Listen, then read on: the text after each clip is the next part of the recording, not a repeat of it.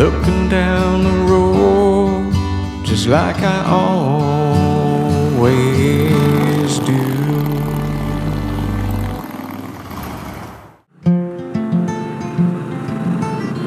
Well, good morning, Matrix. Good afternoon, good evening, whatever time it might be, wherever you might be watching this episode. Welcome back to the channel, The Inner Road. If you've been here before, if you are new to the channel, thanks for stopping by. My name is Philip, and I run this little channel, The Inner Road. It's really nice to have you. You're joining me today on a beautiful Sunday, heading out of Charlottesville, riding toward Barboursville, just for the sake of it. Just got finished at a local Charlottesville bikes and coffee event. Got to hang out with some good folks, some local riders. Unbelievably cool bike, a 68, I think. Could be wrong with the year. BSA. Just an unbelievable, beautiful bike. I've got some video of that I'll put up now. And yeah, or at least some photos. I can't remember what it is that I did. I'll put some photos up. Yeah, really great day, seeing some buddies, having some coffee, and now I wanted to get out on the road this Sunday before heading back, because you got Sunday stuff to do, like laundry. So hey, I wanted to talk today, and I know this, sometimes I'm sure some of you might think, oh, it's really sort of self-indulgent to sit here and talk about myself at times. I do, as you hopefully have seen, and if you're new here, you can go check out. I'm an academic, a researcher at a university here in Virginia, and I do sometimes talk through some of my episodes about some of my research and other research that I'm aware of and how that relates to motorcycles and just hopefully life in general for those who are interested. And I do hope that you've enjoyed those videos, those episodes. Today is going to be a little bit less of that and a little bit more about me telling a couple stories. I know we all have stories from our lives that are interesting, and maybe you'll find these interesting. What it is I'm going to sort of tie the bow, sort of finish telling a story I told a couple episodes back about how I had I went, my first degree, my bachelor's degree was in communications, radio, TV, film, but I had a theater minor, and I had been pursuing acting and comedy, and I told a story about how I had an opportunity to audition for Joyce Sloan at Second City in Chicago, and how I had, just after years of trying to make it work, not nearly as long as others, but I did try to make it work, I had gotten a job leveraging my bachelor's degree in communications and television and such, and I got work at a local station in Chicago for a morning news show. I was eventually going to become, I was hired as a production assistant, and then very quickly became a writer and producer. And that is what led me to turn down the opportunity to audition with Joyce Sloan at Second City, a choice I've never really truly regretted. I have thought about it as an opportunity that I sometimes would have liked to have seen what that would have led to had I taken that opportunity, but it made sense at the time not to.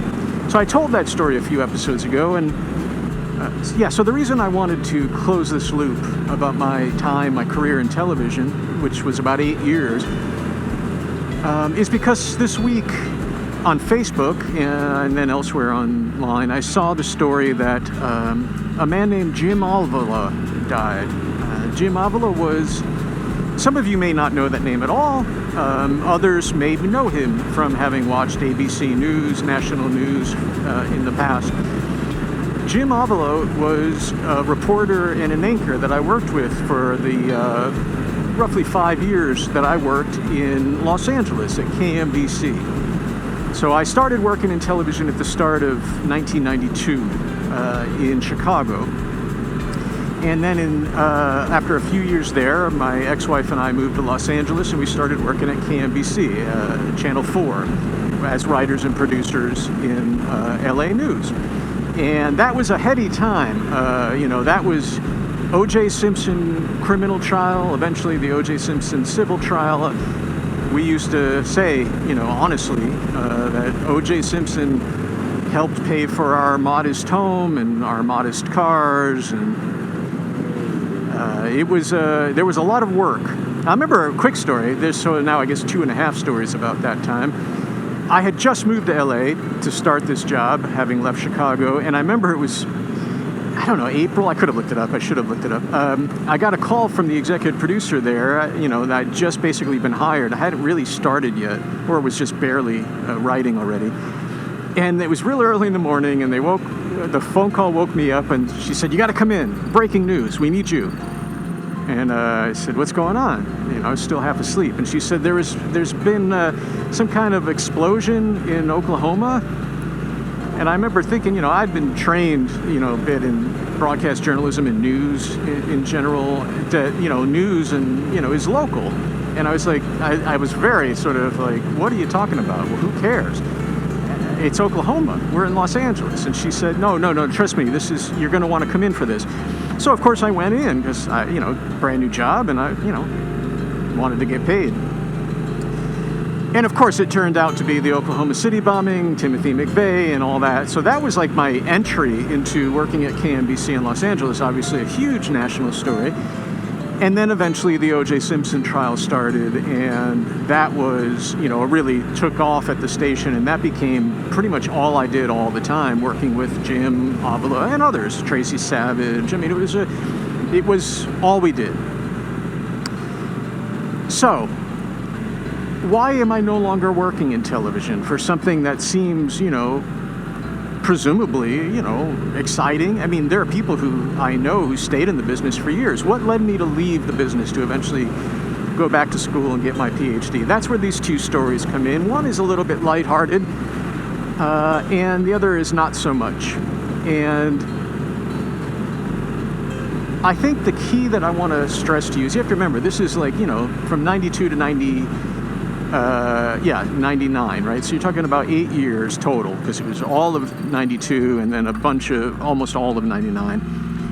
And this is a time before the term fake news meant anything, right? Now, today, fake news means you're asking me questions or investigating something that I don't like or that potentially makes me look bad. So I'm going to call it fake news, and then I can just say that it's not real. But this first story is I think a case of fake news before that term started, and it was the beginning. It happened toward the end of my time in television at NBC, because that was where I finished my career. And it was the beginning of me starting to think that I needed to find a new way in life. And you'll see the second story is the clincher. So here's what happened. So one night I'm the lead writer for the big local Los Angeles 11 p.m. newscast.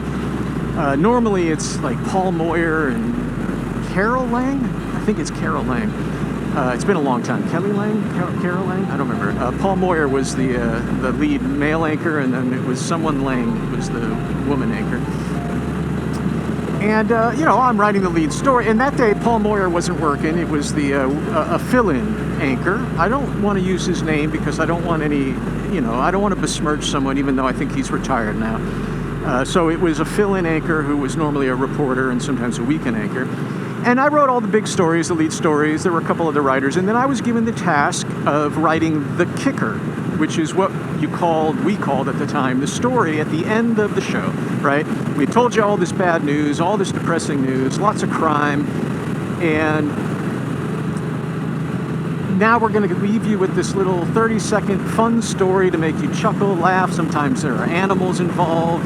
And then we'll send you off to the Jay Leno show so that you're in a good mood for the comedy. And that was kind of a classic design, the kicker at the end of the show. And in this instance, the kicker was what we called the reader. And what that means is there was no video. The anchor was just going to read the text of what I wrote, the script, on the air. And here's the story. It came over on the wires and the computer, and I was tasked by my editor, my executive producer for the show, well, the main producer of the show. And this person said, here's the kicker. And it was a small little story out of somewhere from the Midwest, I recall. Now, this is years ago, so I can't remember all the fine details. But I've told the story a few times, and it's mostly accurate. So the story is this guy. Let's call him John Smith. A very clever name that I've just come up with. John Smith is, let's say, 50 years old, and he has been blind for almost his entire life. What it turns out what happened is when he was 4 or 5 years old, he was playing with a friend in the backyard of his house, and his friend picked up a pile of dirt and threw the dirt into his face, and John Smith, the dirt went in his eyes, and it caused him to go blind. And then this week, at the age of, whatever I said, 50, John Smith woke up and could see for the first time since that incident, and that was the story. That's remarkable, right? That's all we had. It was just a few sentences on this wire of this thing. No video, no interview, just comes across the wires, and I had to write that up. So I write the story. Amazing story tonight out of the Midwest, where a man named John Smith, and I tell the story. I write the little kicker. So I write it, and now the show's on the air live, and it's already ready. I'm just sitting there watching the newscast because everything's done. And eventually we come to the kicker, and I'm watching this anchor read the story. And he says, "Let me tell you about an amazing story tonight out of the Midwest. A man named John Smith has been blind since the age of 4, woke up today at the age of 50, and he could see. But it turns out when John Smith was 4 years old, a friend of his threw a dart in his eye." And I just snapped my head, and I looked at the TV. I was like, what did he just say? Did he just say threw a dart in his eye? And I looked into the script. I opened the script up on my computer, and sure enough, what I had written, threw a handful of dirt in his eye, had been changed to threw a dart in his eye. And I was stunned. I was like, what is going on? So I picked up the phone, which got me immediately to the booth where I knew I would be able to talk to the producer of the show. And this is no joke. She picked up the phone, and she was laughing out loud, just laughing. And I said, I don't want to use her name. I said, "Hey, did he just say threw a dart in his eye?" And she's laughing, and she says, yeah. I said, but it was threw dirt in his eye. And she said, I know. He thought that sounded better. Now, I know some of you may think that's just not that big a deal, but I remember that moment so clearly. It was eye-opening. Pun. Threw a dart in his eye. Threw a dart in his eye. I just couldn't believe it. I mean, I know it's a meaningless story at the end of the day. It really is a meaningless story. And who cares, I guess? A dart in his eye does sound better. I get it. But it really just kind of blew my mind that it was so casually done. And I guess I really was, at that point, I was thinking of journalism, even local news journalism, as being something that mattered, and that truth mattered, and accuracy mattered. And it kind of blew my mind. And it was, like I said, it was one of the planks that, was, I don't know if that's the term I need. It was one of the steps in the ladder that I was taking toward leaving the business.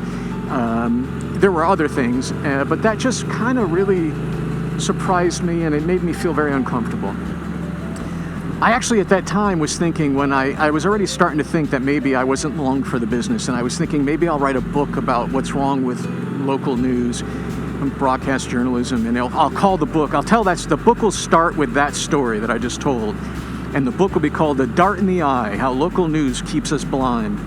I think it's a great title for a book. I never wrote the book because I think in part of this next story that I want to tell you, which came after the Dart in the Eye story, and it really broke me. So, in Los Angeles, as some of you may know, it happens now all over the place. I do think LA was the place where this more or less kind of started. We're kind of notorious, we were at the time, and maybe they still are, notorious for high-speed police chases. News would just suddenly start covering police, LAPD cars chasing someone in a car and a motorcycle, and we have helicopters. There are news helicopters, so you've seen this before. John Oliver just did a story on it, actually, on his Last Week Tonight show. He just did an episode recently on it. It's a classic thing now that happens. Well, back in the 90s, it was pretty much an LA thing, as far as I know. And we're not even really talking about the O.J. Simpson slow-speed chase. I'm just talking about people stealing cars, wanted by police, and then they just go on this high-speed nonsense through the streets of LA, usually getting into crashes, hurting innocent people. It's really brutal. And we just blow out the show and cover it live from the helicopter. It's not news. It's just something to look at on TV. And it was such a popular thing in the news station because it meant normally that everyone could stop working, right? You could stop writing, the editors could stop editing, that whenever a high-speed chase would start, certain members in the newsroom would start chanting, "Full tank of gas, full tank of gas," because it meant the chase would go on longer and they would have, wouldn't have to work as much. So they would start chanting "full tank of gas" because that meant that they would be able to just sit back and watch the car chase and we could stop working. So one day in 1998, we broke into we're working the show. We got our afternoon shows on. It's we're getting ready for the 4 o'clock show, so it's probably 1 or 2 in the afternoon. I can't remember. And suddenly we break into television on NBC in Los Angeles, and every other station in town does the same with the helicopter shot. And there's a pickup truck sitting on an overpass. And at the time, we thought it was I remember thinking, oh, we got another car chase. But this one, we thought we must have thought we came in late because the chase, in a sense, was over. The pickup truck was just sitting on this overpass. And all the other news stations had broken in. And the thing that you have to remember is this was, like I said, like a 1 or 2 in the afternoon. I can't remember exactly the time. And that, for us, it meant breaking into the Rosie O'Donnell talk show. But the other stations in town had to break in from cartoons, right? Kids are at home watching cartoons. And they break in to cover this helicopter shot. Suddenly there's a pickup truck sitting on, stopped on an overpass in LA, on a highway, on a freeway. Something you don't see every day. And it quickly becomes clear that there are LAPD cops all over the place. They've shut down this overpass, and this gentleman is outside of the pickup truck. And it's clear, we assumed that they had been chasing him to this point, but he just kind of stopped. I think the truth is he had just stopped there and started kind of walking out with a gun and pointing a gun at people, a rifle. And that's what led to the police getting there and shutting down the overpass and the highway. And we're watching this event, and again, we think this is, I don't know what's going to go on. Who knows what this is? And suddenly, he starts pulling out Molotov cocktails from the back of his truck and from the cab of his truck. He's got a rifle in the cab, the bed of his truck, excuse me. And he's behaving really erratically. Something is clearly not right with this person. It turns out his name is Daniel Jones, and there's a Wikipedia page for this. I'm going to tell you what I remember happening as much as I can, as well as, accurately with the facts that I know. This is a gentleman who had been recently diagnosed with HIV, the virus that causes AIDS. And in the 90s, he had an HMO that his health care was an HMO, and he was very unhappy with it, and apparently wasn't serving him well. So he was at wit's end at a pivotal moment in his life, and he had taken this day. Basically, he was going to do something drastic. He unfurled a large sheet that he had written on it, a message about HMOs only out for money, right, greed, and all this stuff. So right away we knew this was more than just a police chase. So eventually this got really bad. I'll cut to the chase. He took one of the Molotov cocktails and he lit the fuse, and he jumped into the cab of the truck, and suddenly we realized there was a dog in the cab of the pickup truck. And the cab just, he obviously tried to light himself on fire, and the whole cab just went up in flames, like it was like a backdraft, like just boom. And he quickly jumped out of the car on fire, and the door closed behind him. And I remember seeing the dog in the cab of the pickup truck bouncing against the windshield as the whole thing was just engulfed in flames. And I'm sorry that this is upsetting, but I'm trying to just tell you a story about why I left television. A job working for NBC in Los Angeles that paid for a house and cars, I saw Jay Leno every day in the hallways. Not every day, but often. It felt like, who wouldn't be happy with that job?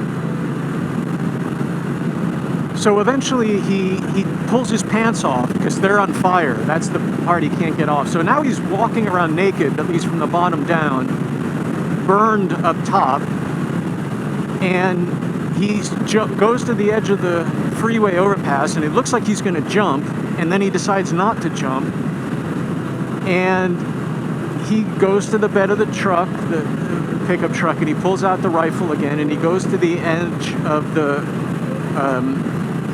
freeway overpass. And I and others in the newsroom, I want to be clear, I was absolutely, and other people in the newsroom were screaming out loud, cut away, stop, why are we showing this? This was when he lit himself on fire, that started, and especially now. And sure enough, he put the rifle under his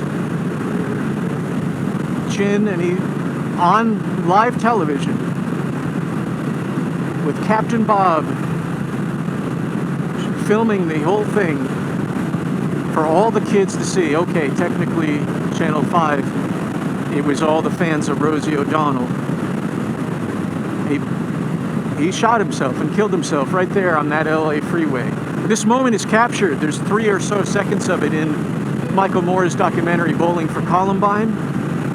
He shows that in a montage of gun use and people shooting each other and themselves, obviously, about 20 minutes in the movie Bowling for Columbine. And I sat there. I was a grown man, much younger man than I am today, and I was literally at my great job at NBC in Los Angeles, and I was in tears because I couldn't figure out what it was that I was doing with my life. What contribution could I possibly be making in this world if this is the work that I do, if this is what I'm a part of?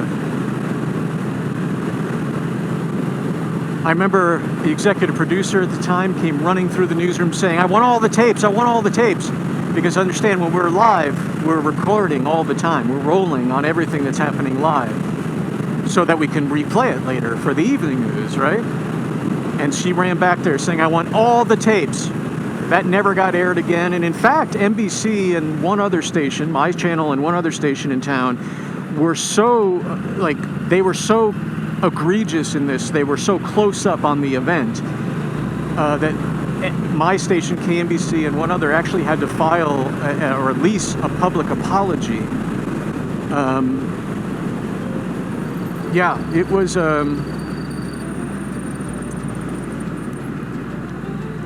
It was not great. And to say it's not great is obviously an understatement. I'm sorry. Yeah, so they had to file an official apology. They released an official apology. And I just want to, I don't want to linger too much on this because it's just a horrendous, horrific story that I will never forget. You could see why my point about what I was saying before, the idea of writing a book with a clever title about how, what's wrong with local news, it just killed my soul. It really did. I had no heart to tell that story. And within less than a year from then, I was out of television and had moved up to Northern California, where eventually I would find my way into a graduate program, which eventually led to me getting my PhD at Minnesota in psychology. And I don't know, you may say, well, what's the point of telling me this story, Philip? And I don't know if there is a point. I don't know if I have to have a point. I guess, like I said, I apologize sometimes this feels self-indulgent to tell you my stories. I'd love to hear yours. It was an eye-opening moment for me. Where do I stand now with news? Do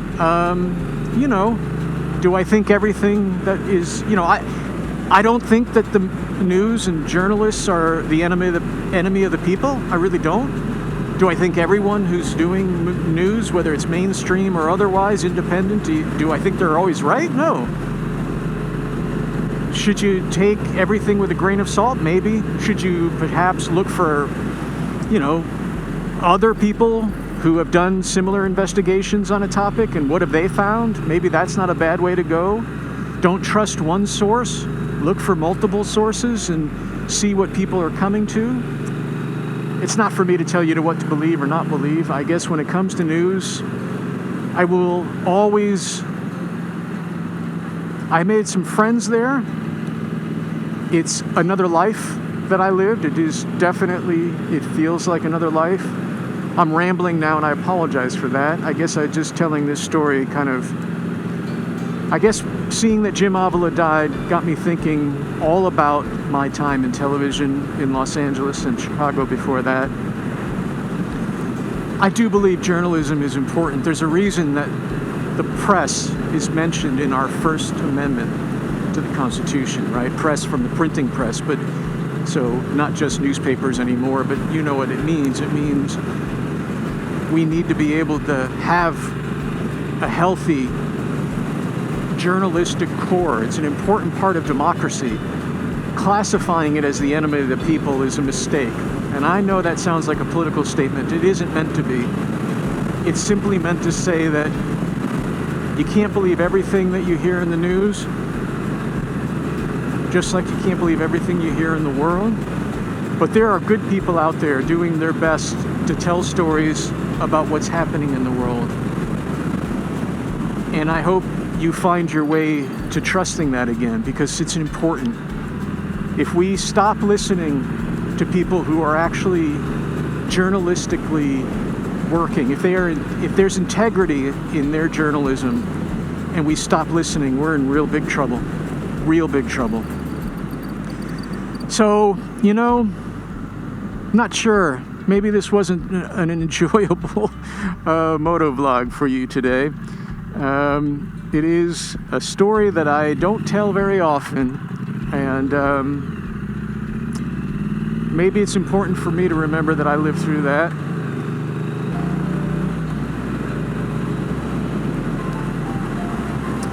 Anyway, thank you so much for listening to me today tell a rather unpleasant story. I hope you did get something out of this moto vlog today. Obviously, you can see the autumn is gone. We're getting close to winter here. It is a beautiful 60-some degree day in Virginia, but the trees, they're just not quite as lovely as they were a few weeks ago. It's still amazing to be out on the bike, and I just genuinely appreciate anyone who's checked out this channel, who's stuck around and listened to me tell my tales. It means the world to me. Thank you so much. If you do ride safe. Whatever you ride your ride and no one else's. Take care of yourself, be good to yourself, and be good to each other. Thanks again for stopping by, and I look forward to seeing you in the next one.